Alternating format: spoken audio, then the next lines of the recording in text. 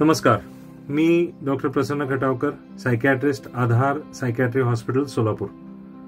नीट, JEE या परीक्षा अतिशय महत्त्वाच्या असतात हे आपल्या सगळ्यांनाच माहिती आहे. पण नीट किंवा जेईच्या परीक्षांच्या मुळे येणारा ताणतणाव हा फक्त विद्यार्थ्यांनाच येतो किंवा परीक्षार्थींनाच येतो असं नाहीये.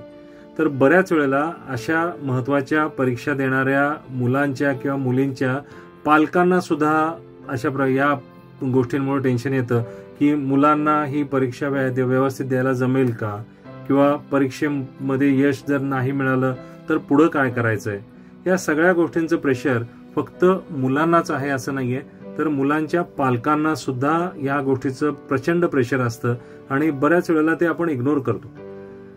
आजच माझ्याकडे एक पेशंट आल्या होत्या आणि त्यांच्या मुलांनी जेईची परीक्षा दिली होती आणि जेईच्या परीक्षेमध्ये त्याला अपेक्षित यश मिळालं नव्हतं आणि त्या मुलांनी प्रचंड कष्ट केले होते. पण त्याला अपेक्षित यश न मिळाल्यामुळं त्याला एका साध्या कॉलेजमध्ये ऍडमिशन घ्यायला लागली होती. साध्या म्हणजे त्यांच्या दृष्टीनं साध्या. तर त्याच्यामुळं त्या आईला प्रचंड टेन्शन आलं होतं. मुलाचं पुढं कसं होणार, त्याला कॅम्पसमध्ये सिलेक्शन होणार का नाही, त्याला पाहिजे ते पॅकेजेस मिळणार का नाही. मला वाटतं की एवढ्या लांबच्या गोष्टींचा विचार करून त्रास करून घेणं हे बऱ्याच वेळेला योग्य नसतं.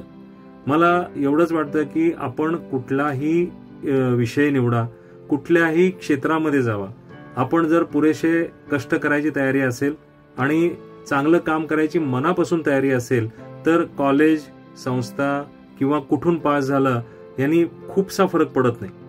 काही वेळेला आपल्याला येणारं जे अपेक्षित यश येत नाही किंवा आपल्याला तात्पुरता एखादा अपयशाचा इश्यू येतो आणि तात्पुरते आपण थोडेसे 1-2 पावलं मागे येतो आयुष्यामध्ये. पण त्याच्यामुळं जर आपली कष्ट करायची तयारी असेल तर पूर्ण आयुष्यावर परिणाम होत नाही, हे आपण सगळ्यांनी लक्षात घ्यावं आणि आपल्याला जे शक्य आहे, जे बेस्ट पॉसिबल आहे ते करायचा प्रयत्न करावा.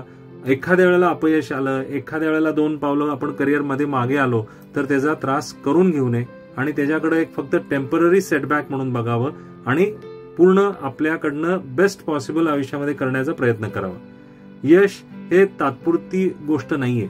मला वाटतं की यश हे एक खूप कालावधीसाठी आपल्याला प्रयत्न करून मिळणारी गोष्ट आहे. त्यामुळं ती गोष्ट लक्षात ठेवून आपण ह्या गोष्टीकडे बघावं ही सगळ्यांना विनंती आहे. धन्यवाद.